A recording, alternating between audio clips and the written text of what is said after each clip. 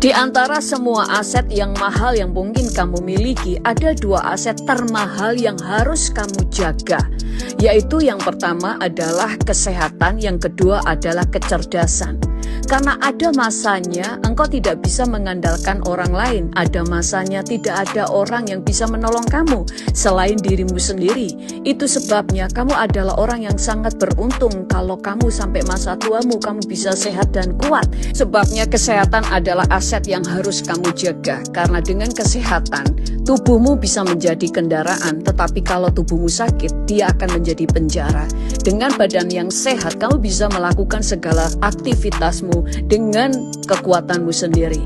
Yang kedua adalah kecerdasan, karena ada saatnya kamu harus bisa memutuskan hal-hal yang penting untuk dirimu sendiri, karena tidak selamanya orang akan mendampingi kamu, tidak selamanya ada orang yang berdiri untuk hidupmu. Itu sebabnya kecerdasan itu penting. Sampai masa tua pun kecerdasanmu bisa menyelamatkanmu. 1 Petrus 1:16 berkata, "Kuduslah kamu sebab aku kudus," kata Tuhan. Saya mau kasih tahu, kita tuh hanya bisa menolak dosa kalau kita tuh sungguh-sungguh mengasihi Allah. Kadang-kadang dalam pernikahan, setiap kita ini punya tangki kasih. Belum tentu pasangan kita mengerti bahasa kasih kita. Sehingga yang terjadi, punya suami tidak pernah muji, punya suami tidak perhatian, punya suami tidak pernah menyentuh, kasarnya cuma untuk berhubungan badan baru disentuh. Sehari-hari tidak pernah dipeluk, tidak pernah dibelai, tidak pernah digandeng. Suami kata-katanya kasar. Sebaliknya, istri cuek gak ngurus suami. Istri gak tahu lemah lembut. Kalau ngomong bawel, kenceng, teriak-teriak. Terus selalu dominan, gak mau ngerti suami, banyak nuntut, minta duit mulu. Gak pinter nabung. Nah, istri yang kayak gini kan bikin sakit gigi. Bener gak bapak-bapak? Nah, dalam pernikahan kita saling gak ngerti bahasa kasih, kita penuh dengan ekspektasi lalu kita gak dapat. Apa yang terjadi? Akan ada satu ruang kosong di mana ketika kita ketemu dengan lawan jenis yang bisa mengisi kekosongan itu, kita mudah jatuh. Kita itu hanya bisa berkata tidak kepada selingkuh, tidak kepada zina, karena kita mengasihi pasangan kita. Apapun keadaannya. Sulit gak mengasihi pasangan yang gak menyenangkan? Sulit. Tapi janji nikah kita dalam suka maupun duka. Duka-duka kita ya kayak gitu. Punya suami yang kaku, punya istri yang cerewet. Tapi kita mau sungguh-sungguh setia. Saya beritahu, Yesus bilang, setiap orang yang mau mengikut aku, ia harus menyangkal dirinya, memikul salibnya dan mengikut aku. Penghargaan kita kepada kasih karunia Allah adalah kita menolak keinginan dosa. Bicara, ia harus menyangkal dirinya adalah gini, kita harus menguasai diri. Denying our own desires to sin. Kita itu tidak berbuat dosa bukan karena kita gak bisa. Kita itu tidak mencuri bukan karena tidak punya kesempatan. Kita tidak selingkuh bukan karena gak ada yang mau. Tapi karena kita bertekad untuk tidak hidup dalam dosa. Yang mau katakan amin. Kalau kita sungguh-sungguh menghargai karya salib Yesus dalam hidup kita. Jangan jadi seperti anjing yang kembali kepada muntahnya. Atau seperti babi yang kembali ke kubangannya. Shake your hand off sin. Tinggalkan dosa, kebaskan itu. Tinggalkan. Bro dan sis, ada seorang teman saya bertanya kepada saya begini. Mengapa Allah memilih bangsa Israel menjadi umatnya? Jawaban saya dimulai dari Abraham. Begini ceritanya. Abraham punya anak namanya Ishak. Dan Ishak punya dua orang anak kembar. Yaitu Esau dan Yakub. Nah, fakta menariknya begini. Sejak dalam kandungan, Esau dan Yakub sudah bertolak-tolakan di dalam kandungan ibunya. Membuat Ribka ibu mereka kesakitan. Kita dapat melihat fakta itu di dalam Kejadian 25 ayat yang ke-22. Sangat jelas di sana. Nah, pada saat itu datanglah firman Tuhan kepada Ribka ibu Esau dan Yakub. Nah, bunyinya seperti ini. Kejadian 25 ayat yang ke-23 mengatakan, firman Tuhan kepadanya, dua bangsa ada dalam kandunganmu, dan dua suku bangsa akan berpencar dari dalam rahimmu. Suku bangsa yang satu akan lebih kuat dari yang lain, dan anak yang tua akan menjadi hamba kepada anak yang muda. Anak yang tua adalah Esau dan anak yang muda adalah Yakub. Nah, Esau adalah nenek moyang bangsa Edom dan Yakub adalah nenek moyang bangsa Israel. Satu kebenaran yang perlu kita ingat bahwa nama Yakub diganti oleh Allah sendiri menjadi Israel. Dalam kitab Kejadian 32 ayat yang ke-27 dan 28 mengatakan, bertanyalah orang itu kepadanya, siapakah namamu? Sahutnya, Yakub. Lalu kata orang itu, namamu tidak akan disebutkan lagi Yakub, tetapi Israel, sebab engkau telah bergumul melawan Allah dan manusia, dan engkau menang. Jadi nama Yakub sendiri diganti namanya oleh Allah sendiri menjadi Israel. Nah, jadi kesimpulan faktanya adalah yang pertama, bangsa Israel dipilih Allah menjadi umatnya karena kedaulatan Allah. Yang namanya kedaulatan Allah, tidak ada campur tangan manusia di sana. Allah yang memilih dan Allah yang menetapkan bangsa Israel menjadi umat pilihannya. Itu yang pertama. Fakta yang kedua, satu-satunya bangsa di dunia ini yang dikasih nama oleh Tuhan adalah Israel. Ketika Yakub digantikan namanya oleh Allah sendiri menjadi Israel. Di situ asal mulanya bangsa Israel. Dan fakta yang ketiga, sebelum wujud Israel sebagai bangsa itu ada seperti sekarang ini, Allah sudah memilih Israel sejak dalam kandungan. Esau dan Yakub di dalam kandungan, tetapi Allah memilih Yakub. Fakta yang keempat, yaitu sejak dalam kandungan bangsa Israel sudah ditentukan Allah menjadi bangsa yang kuat dan bangsa pemenang. Nah, kita lihat buktinya sejak bangsa Israel keluar dari Mesir pada zaman Musa dan sampai sekarang ini, bangsa Israel tidak dapat dimusnahkan oleh musuh-musuh mereka. Dari zaman Musa sampai sekarang ini ada banyak bangsa di muka bumi ini yang berusaha untuk memusnahkan bangsa Israel dari muka bumi ini. Tetapi satu pun tidak berhasil. Itu karena Tuhan melindungi mereka, Tuhan menjaga mereka, dan Tuhan berperang menggantikan mereka. Bukti lainnya, dalam bidang teknologi dan ilmu pengetahuan, tidak ada yang bisa menandingi Israel. Dalam segala bidang, mereka tetap unggul dan pemenang. Nah, ini fakta yang tidak bisa dibantah. Nah, bro dan sis, bagi mereka yang anti-Israel, Anda sedang memakai hasil teknologi dan ilmu pengetahuan bangsa Israel. Jujurlah dengan diri Anda. Nah, itulah fakta tentang Israel yang tidak bisa dibantah dengan dalil apapun. Karena fakta itu tertulis dalam Alkitab. Itulah keunggulan bangsa Israel.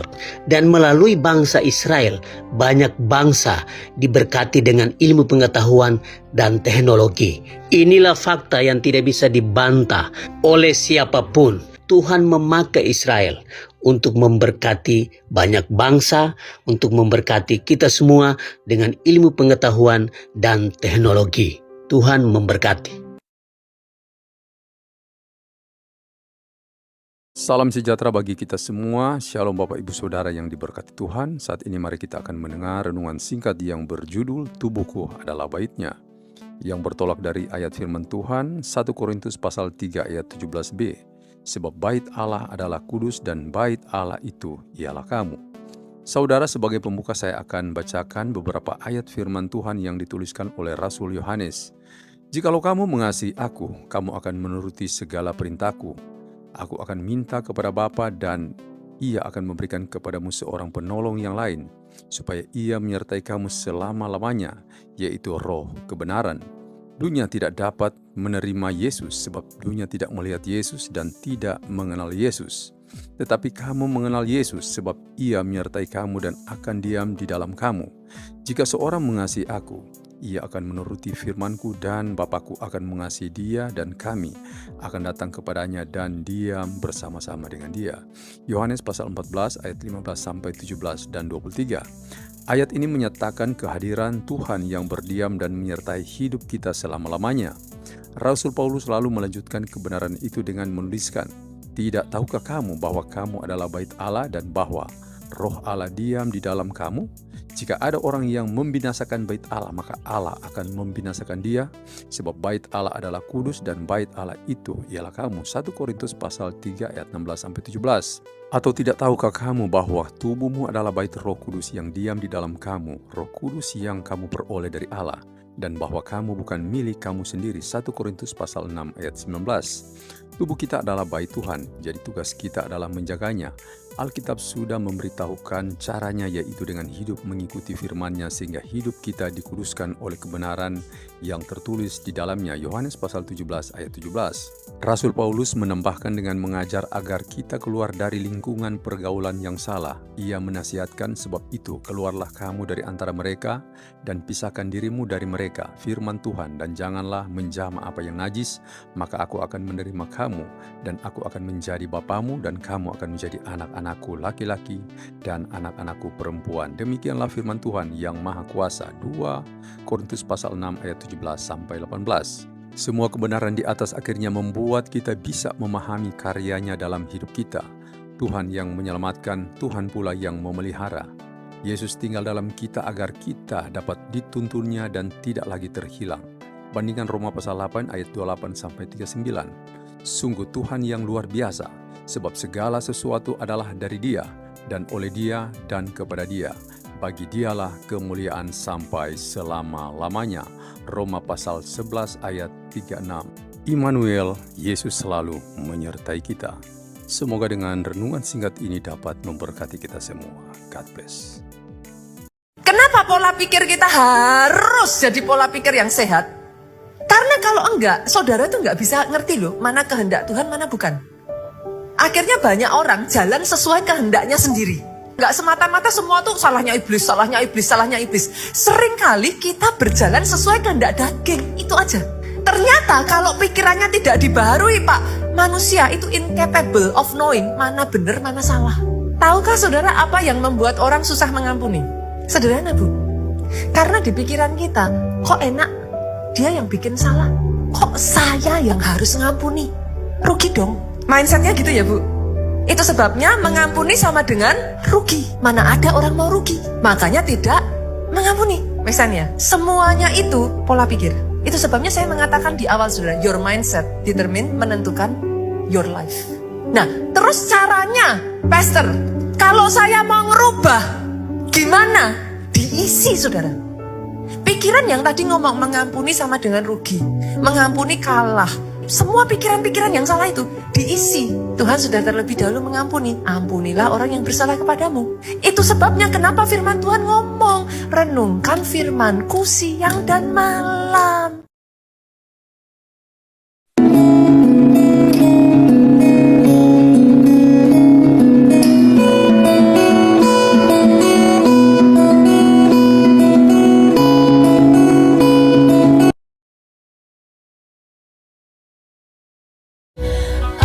Tak sanggup Tuhan,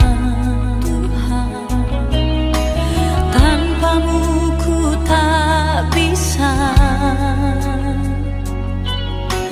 Kehadiranmu yang ku damba, menjaga hatiku agar tak tersesat.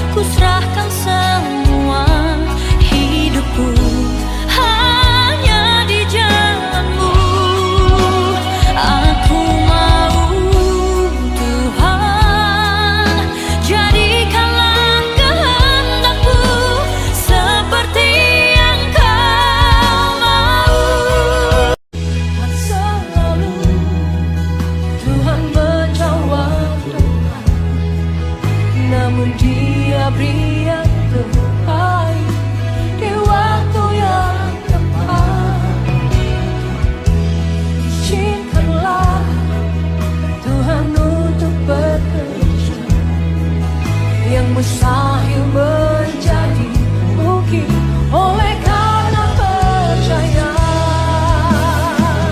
Yesus mendengar lebih dari yang ku doakan. Yesus menjawab lebih dari yang ku harapkan. Dengan caranya di waktu yang tepat, ku kan melihat Dia jadikan semua.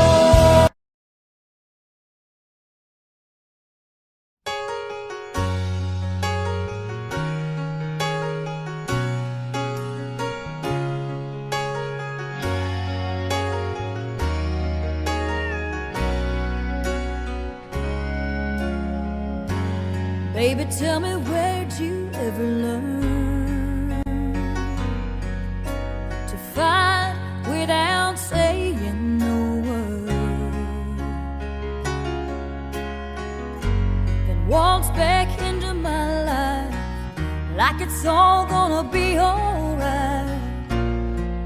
Don't you know how much it hurts when we don't talk, when we don't touch, when it doesn't feel like we're even in love? It matters to me when I don't know what to say, don't know what to do, don't know if it really even matters to you. How can I make you see it matters to me?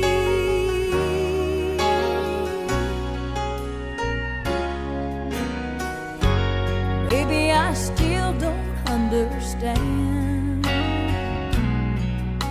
the distance between a woman and a man.